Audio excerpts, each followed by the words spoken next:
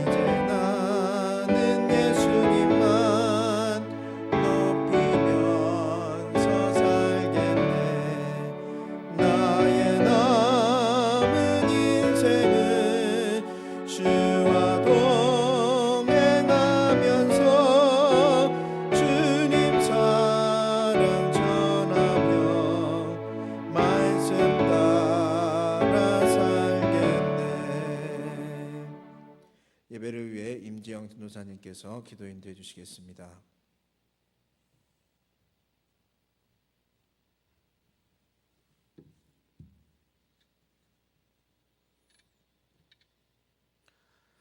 다 함께 기도드리도록 하겠습니다.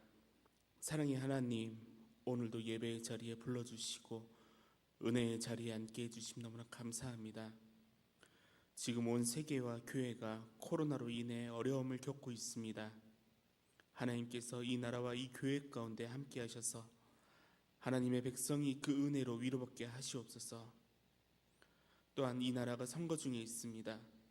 하나님 보시기에 합당한 사람이 세워질 수 있도록 도와주시고 하나님의 사랑이 이 나라 가운데 가득할 수 있도록 성령님을 통해서 인도해 주시옵소서. 하나님의 자녀들이 코로나로 인해 성전에 나와 함께 예배 드리지 못하지만 그 사모하는 마음으로 다시 모일 날을 기대하고 있습니다. 하나님께서 속히 모일 수 있도록 이 상황 가운데 큰 은혜를 베풀어 주시옵시고 또한 저희 교회가 담임 목사님 청빙 가운데 있습니다. 하나님께서 계획하신 목회자를 인도해 주셔서 하나님의 나라가 저희 오종교회를 통해 온 세계에 널리 전해질 수 있도록 하나님께서 인도해 주시옵소서.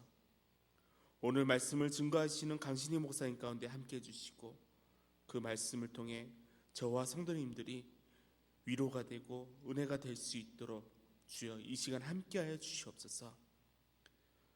모든 가정에서 드리는 그 예배가 하나님 보시기에 기쁨이 되길 원하고 또한 그 가정에서 드리는 모든 성도들이 하나님 보시기에 기쁨이 되는 자녀가 될 줄을 믿습니다. 모든 것 감사드리며 사랑이 많으신 예수 그리스도 이름으로 기도드렸습니다. 아멘.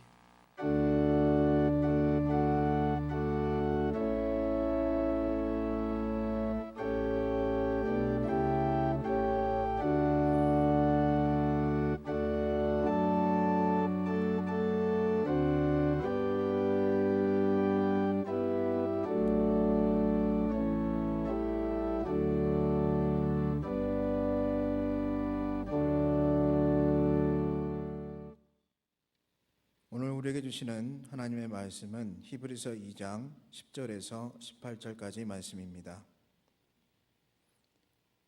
신약성경 354면에 있습니다.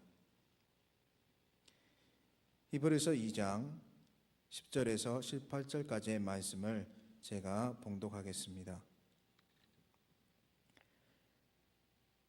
그러므로 만물이 그를 위하고 또한 그로 말미암은 이가 많은 아들들을 이끌어 영광에 들어가게 하시는 일에 그들의 구원의 창시자를 고난을 통하여 온전하게 하심이 합당하도다. 거룩하게 하시는 이와 거룩하게 함을 입은 자들이 다 한 근원에서 난지라. 그러므로 형제라 부르시기를 부끄러워하지 아니하시고 이르시되 내가 주의 이름을 내 형제들에게 선포하고 내가 주를 교회 중에서 찬송하리라 하셨으며 또다시 내가 그를 의지하리라 하시고 또다시 볼지어다 나와 및 하나님께서 내게 주신 자녀라 하셨으니 자녀들은 혈과 육에 속하였음에 그도 또한 같은 모양으로 혈과 육을 함께 지니심은 죽음을 통하여 죽음의 세력을 잡은 자 곧 마귀를 멸하시며 또 죽기를 무서워함으로 한평생 매여 종노릇하는 모든 자들을 놓아주려 하심이니 이는 확실히 천사들을 붙들어 주려 하심이 아니요 오직 아브라함의 자손을 붙들어 주려 하심이라. 그러므로 그가 범사의 형제들과 같이 되심이 마땅하도다. 이는 하나님의 일에 자비하고 신실한 대제사장이 되어 백성의 죄를 속량하려 하심이라. 그가 시험을 받아 고난을 당하셨은즉 시험 받는 자들을 능히 도우실 수 있느니라. 아멘.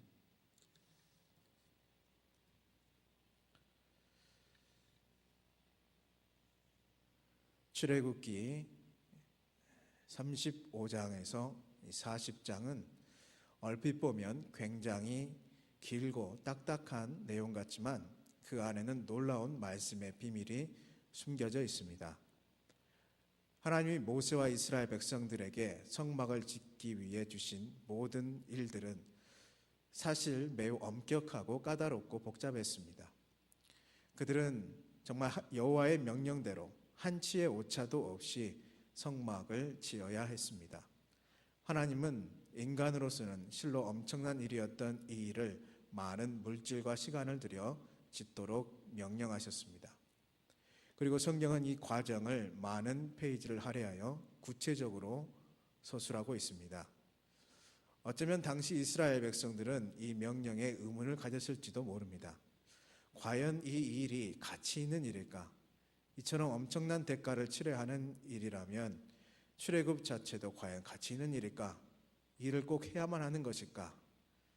이런 의문은 지금 우리에게도 충분히 있을 수 있습니다. 이 의문에 대한 답은 출애굽기가 끝나는 40장에서 찾을 수 있습니다. 여호와께서 명하시는 대로 정확히 성막은 완성되었습니다. 그리고 하나님의 구원의 새 역사를 이루는 살아있는 성전으로 움직이기 시작했습니다.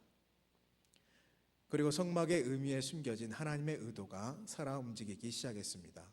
물질과 시간의 낭비처럼 보이던 성전에 드디어 불이 켜진 것입니다.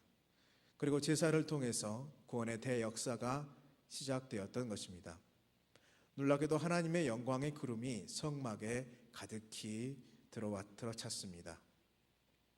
광야에서 40일 동안 금식한 후 하나님의 영광 속에 들어갔던 이 모세조차도 그곳에는 들어가지 못했습니다.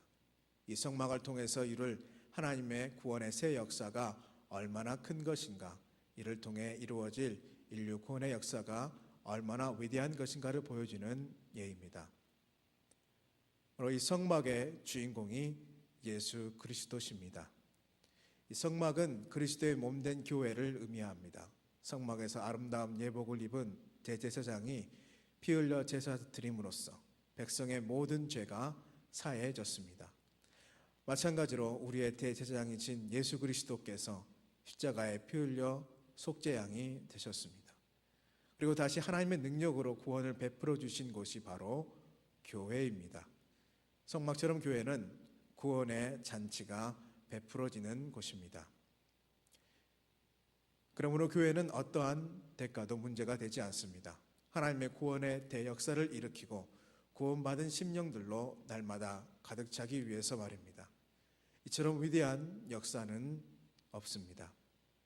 하나님은 예수님이 다시 오실 때까지 음부의 권세가 교회를 이기지 못하며 구원의 대역사를 막을 수 없다고 말씀하셨습니다. 대제사장이신 예수님은 우리 구원의 중심이시기 때문입니다. 그래서 히브리서는 우리에게 구원의 주님이시며 참 대제사장이신 예수 그리스도를 바라보라고 1장부터 계속 권면합니다.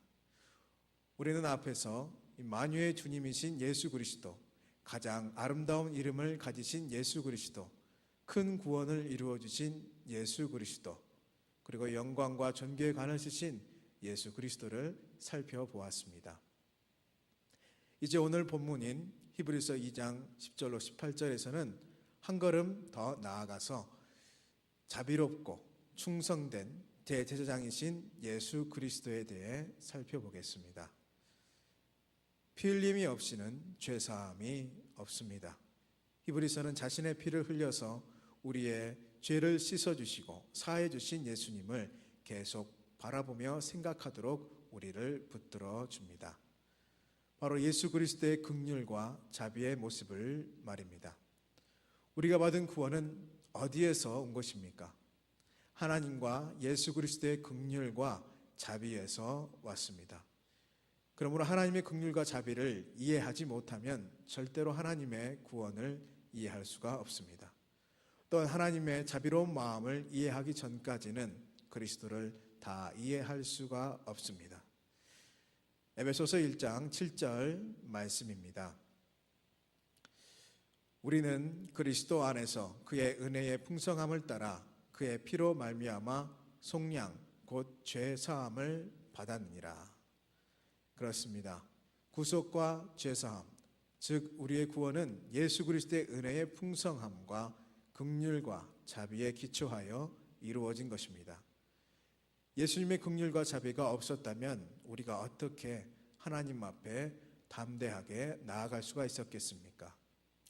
히브리서 4장 16절은 우리가 긍휼하심을 받아 은혜의 보좌 앞에 담대히 나아갈 수 있음을 말씀하고 있습니다.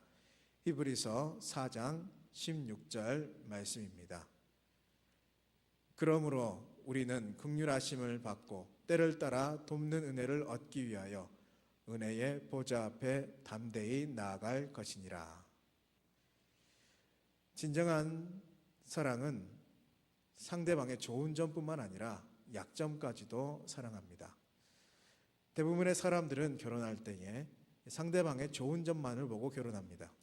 그러나 결혼 생활은 오히려 좋은 점뿐만 아니라 그 사람의 약점, 또 부족한 점까지도 사랑할 수 있어야 합니다. 상대방의 약점까지 사랑할 수 있을 때 진정한 사랑이 됩니다. 그 약점은 스스로 고칠 수 없는 것입니다. 고칠 수 있는 것이라면 벌써 고쳤을 것입니다. 밖으로 내놓기 부끄러운 문제들이 많이 있을 것입니다. 대부분의 사람들은 이러한 약점들을 가리거나 또 숨겨 놓곤 합니다. 그러나 진정한 사랑은 그것까지 다 드러나게 만들고 또한 그것을 받아들입니다. 주님이 우리를 사랑하실 때에 우리의 겉모습만을 보고 사랑하신 것이 아닙니다. 우리의 좋은 점만 보고 사랑하신 것이 아닙니다. 그분은 우리의 병든 내면, 그 마음속 깊은 것마저도 다 알고 계십니다. 우리의 부족한 것을 다 알고 계십니다. 우리의 어리석음도 알고 계시고 우리의 잘못된 습관도 알고 계십니다. 이처럼 예수님은 우리의 연약함을 알면서도 우리를 사랑하신 것입니다. 이것이 진짜 사랑이며 완전한 사랑입니다. 누군가 당신의 좋은 점만을 보고 여러분을 사랑한다면 그 관계는 약점을 제대로 숨기기조차 힘든 단계에 이르게 될 것입니다. 혹시라도 약점이 드러나서 그 사람을 실망시킬까 봐 매 순간 전전긍긍할 것입니다. 그러나 하나님은 우리의 약점까지도 다 아십니다. 예수님은 당신의 연약함과 고통스러운 환경, 부끄러운 문제들을 너무나 잘 아십니다. 뿐만 아니라 다 이해하시고 사랑과 긍휼과 자비로 우리를 붙들어 주십니다. 이것이 그리스도의 자비와 긍휼입니다. 우리가 은혜의 보좌 앞에 담대히 나아갈 수 있는 것은 바로 이 긍휼과 자비의 절대적인 사랑 때문입니다. 예수 그리스도는 우리에게 이러한 사랑을 주셨습니다. 주님은 십자가에서 죽기까지 우리를 사랑하셨습니다. 예수님은 그분의 완전하신 사랑으로 우리를 사랑하시되 끝까지 사랑하셨습니다. 단순하고 달콤한 연인들의 고백처럼 입술의 고백만으로 우리를 사랑하신 것이 아닙니다. 강단의 말씀을 듣고 예수님을 뜨겁게 사랑하겠노라 결단하면서도 세상 속에서 예수님을 부인했던 우리의 모습처럼 이분법적인 사랑을 하신 것이 아닙니다. 예수님은 십자가에서 피 흘리심으로 생명을 내어놓기까지 우리를 사랑하셨습니다. 내 입장에서만 사랑하는 것은 진정한 사랑이 아닙니다. 진정한 사랑은 상대방의 입장에서 사랑하는 것입니다. 많은 사람들이 각자 자기 방식대로 남에게 사랑을 강요합니다. 나는 너에게 이렇게 하는데 왜 너는 나에게 이렇게 안 해줘? 라며 자기 방식대로 사랑할 것을 강요하는 것입니다. 아주 고통스러운 사랑입니다. 이러한 사랑은 상대방을 오히려 괴롭게 합니다. 부부싸움 하는 것은 가만히 보면 서로 사랑하지 않아서 싸우기보다는 상대방이 자기 방식대로 해주지 않는다고 싸우는 경우가 더 많습니다. 나는 너를 이렇게 사랑하는데 너는 왜 그렇지 못하는가 하는 것입니다. 그러나 진짜 사랑은 상대에게 자기 방식을 강요하지 않습니다. 자기 방식을 강요하면 상대방이 그 사랑을 받아들이기 힘든 것을 알기 때문입니다. 아무리 좋은 것이라도 받아들이기가 어렵습니다. 사랑하는 이가 상대방의 방식을 택해 주어야 사랑받는 사람이 그 사랑을 소화할 수 있습니다. 그러므로 이왕 사랑하려면 사랑하는 사람의 방식으로 사랑해 주십시오. 상대방의 입장에서 헤아려 사랑해 주십시오. 그것이 참 사랑입니다. 예수님이 그렇게 하셨습니다. 하나님이 자신의 방식으로 우리를 사랑하셨다면 우리는 하나님의 사랑을 받아들일 수 없었을 것입니다. 그분은 하나님이시고 우리는 죄인인데 우리가 어떻게 하나님의 사랑을 받아들일 수 있겠습니까? 그래서 하나님은 인간이 되셨습니다. 우리의 환경과 처지로 오셔서 똑같이 유혹을 받으셨습니다. 똑같이 고통을 받으셨습니다. 우리와 똑같은 처지가 되셔서 우리의 모습대로 우리의 방법으로 인간을 사랑해 주셨습니다. 그래서 우리가 그 사랑을 받게 된 것입니다. 이것이 예수 그리스도의 방법입니다. 이것이 예수 그리스도의 사랑입니다. 예수님은 우리 인간이 가진 모든 연약함을 몸소 체험하셨습니다. 예수님도 굶으면 배고프셨고 맞으면 아프셨습니다. 십자가에 달리실 때 인간과 똑같이 고통을 느끼셨습니다. 그분은 우리와 똑같은 인간이었습니다. 똑같이 고통을 느끼는 연약한 사람이었습니다. 그렇기 때문에 그분을 통한 우리의 구원이 가능했습니다. 또한 예수님의 사랑은 보상과 대가를 요구하지 않습니다. 일방적인 헌신과 희생이 있을 뿐입니다. 그런데 우리의 사랑의 모습은 어떻습니까? 대부분의 사람들은 사랑을 하면서도 보상과 대가를 요구합니다. 그러나 진정한 사랑은 보상과 대가를 바라지 않습니다. 헌신하는 그것으로 끝나는 것입니다. 희생하면 그것으로 끝나는 것입니다. 누가 알아주어 사랑하고 알아주지 않아서 사랑하지 않는 것이 아닙니다. 예수님은 우리 죄를 씻어주신 구원의 대가를 요구하지 않으셨습니다. 무조건 일방적으로 희생하고 헌신해 주셨습니다. 이것이 예수님의 자비입니다. 우리의 구원을 위하여 예수님이 보여주신 긍휼과 자비의 모습입니다. 예수님의 사랑은 또한 신실합니다. 하나님은 변함없이 신실하신 분입니다. 민수기 23장 19절 말씀입니다. 하나님은 사람이 아니시니 거짓말을 하지 않으시고 인생이 아니시니 후회가 없으시도다. 어찌 그 말씀하신 바를 행하지 않으시며 하신 말씀을 실행하지 않으시랴. 아멘. 예수님은 우리를 구원하시기 위해서 인간의 몸을 입고 인간의 환경과 처지로 오셨습니다. 그분이 이 세상에 오셔서 보여주신 모습은 한마디로 신실함이었습니다. 그분이 할 수 있는 최선은 바로 신실함이었습니다. 인간으로 오신 예수님은 모든 유혹과 고독과 배신을 당하셨습니다. 마지막에는 땀이 피가 되도록 고민도 하셨고 결국은 십자가에서 돌아가셨습니다. 이 과정에서 예수님은 얼마든지 자신의 입장을 바꿀 수도 있었습니다. 그러나 예수님은 한 번도 방법을 바꾸시지 않았습니다. 신실하셨습니다. 그렇기 때문에 예수님의 생애는 외롭고 고독하고 고통스러웠습니다. 예수님은 십자가에서 못 박혀 돌아가시고 부활하실 때까지 계속 신실하셨습니다. 주님의 이 신실함 덕분에 구원이 완성된 줄 믿습니다. 예수 그리스도를 주로 시인하는 모든 교회와 그리스도인의 가장 중요한 모습은 신실함입니다. 이것은 그 무엇보다도 강력하고 설득력 있는 증거가 될 수 있습니다. 예수님을 닮은 자비롭고 신실한 사람, 그에게는 온유와 겸손이 있고 깊은 사랑이 있습니다. 어떤 허물과 실수도 그 앞에 가면 다 위로받고 용서받을 수 있는 넓은 가슴이 있습니다. 그는 은혜의 사람입니다. 동시에 그는 엄격한 만큼 공의롭고 또 신실한 사람입니다. 매사에 변함이 없고 흔들림이 없습니다. 이러한 모습의 원형은 예수님입니다. 우리는 예수님에게서 이런 모습을 발견합니다. 또한 이는 예수님을 우리 믿는 사람들에게서 발견되어야 할 그러한 모습입니다.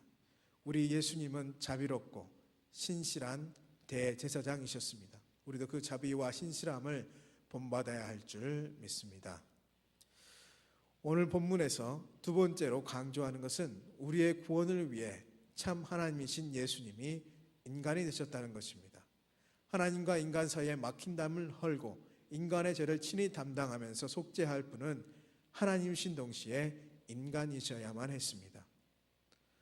또한 우리의 죄를 대신 지고 하나님 앞에 나아갈 수 있는 분은 인간이시지만 동시에 하나님이셔야 했습니다. 하나님이셔야만 하나님 앞에 나아갈 수 있습니다. 죄를 가진 인간은 하나님 앞에 나아갈 수 없기 때문입니다. 그러나 인간이어야만 인간의 죄를, 인간의 문제를 또한 해결할 수 있습니다. 그래서 예수님은 하나님이시지만 인간이 되셨습니다. 우리는 예수 그리스도가 가진 이 두 속성을 잘 이해해야 합니다. 예수 그리스도는 참 인간이시고 또한 참 하나님이심을 고백할 수 있어야 합니다. 본문 말씀을 통해서 예수님이 인간이 되셨다는 사실의 의미를 생각해 보겠습니다. 그 첫 번째 의미는 히브리서 2장 10절 말씀에 잘 나타나 있습니다. 본문 2장 10절 말씀입니다.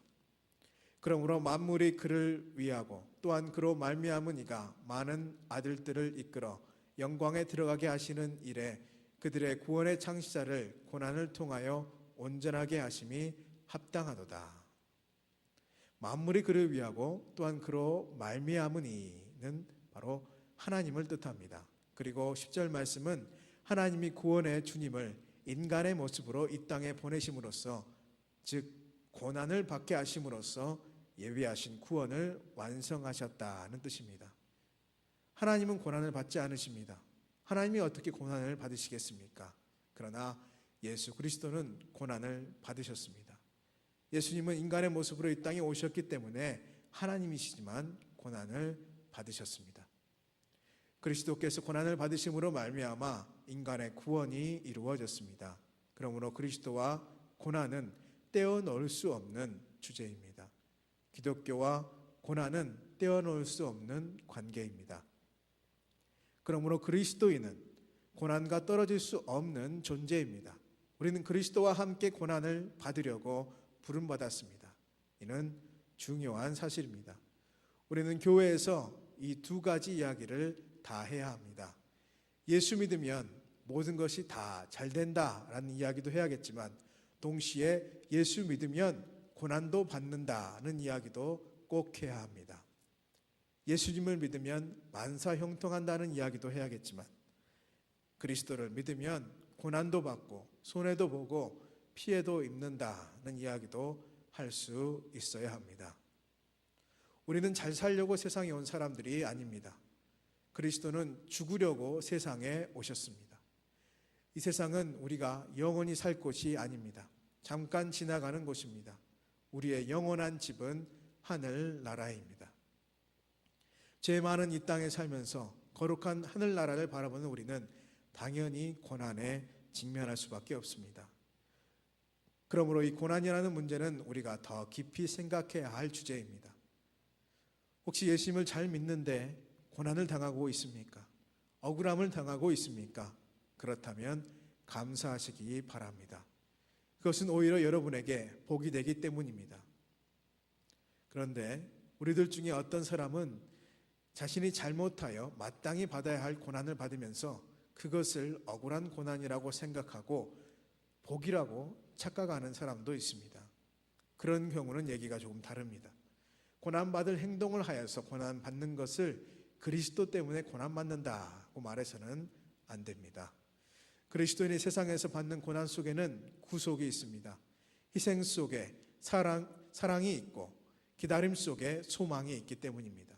그리스도와 함께 싸우고 마침내 함께 승리하는 것이 그리스도인입니다. 예수님이 인간이 되셨다는 사실의 두 번째 의미는 히브리서 2장 11절에 나타납니다. 거룩하게 하시는 이와 거룩하게 함을 입은 자들이 다 한 근원에서 난지라. 그러므로 형제라 부르시기를 부끄러워하지 아니하시고. 예수님과 우리 사이가 형제 사이로 바뀌었습니다. 얼마나 놀랍고 감사한 일인지 모릅니다. 자비롭고 충성스러운 대제사장이신 예수님은 요한복음에서 우리를 가리켜 너희는 나의 친구라고 하셨는데 이 말씀에서는 그분과 우리가 형제라고까지 말씀합니다. 거룩하게 하시는 이와 거룩하게 함을 입은 자들은 창조물과 피조물 관계이고 그리스도와 성도를 의미합니다. 이것이 다 하나, 한 근원, 즉 하나님에게서 났다는 것입니다. 하나님은 우리를 하나님의 자녀의 자리까지 높이 올려주셨고 그리스도의 형제의 위치까지 올려주셨습니다. 우리를 친구라 하셨던 예수님은 우리를 하나님의 자녀요 당신의 형제라고 불러주셨습니다. 우리를 형제라 부르기를 부끄러워하지 않으셨습니다. 본문 히브리서 2장 14절에는 예수님이 자녀들과 한 모양으로 혈육에 함께 속하셨다는 말씀이 있습니다. 본문 2장 14절입니다. 자녀들은 혈과 육에 속하였음에 그도 또한 같은 모양으로 혈과 육을 함께 지니심은 죽음을 통하여 죽음의 세력을 잡은 자 곧 마귀를 멸하시며. 바로 이것이 구원의 실제가 가능하도록 한 모습입니다. 사망의 세력을 잡은 자 아래서 죽기를 무서워하며 일생에 매여 종노릇하는 모든 자들을 놓아주시려는 것이 예수님의 의도입니다. 바로 마귀의 세력과 권세를 잡고 우리를 종노릇하던 데서 해방시켜 주시는 것입니다. 구원이 무엇입니까? 사탄에게서 해방되는 것입니다. 마귀의 종노릇하던 데서 하나님의 아들 되는 곳으로 위치를 바꾸는 것입니다. 영원한 죽음에서 해방되고 사망의 종노릇에서 해방되는 것입니다. 이제 우리는 이렇게 충성스럽고 자비로우신 대제사장이 무엇 때문에 오셨는지를 분명하게 알 수 있습니다.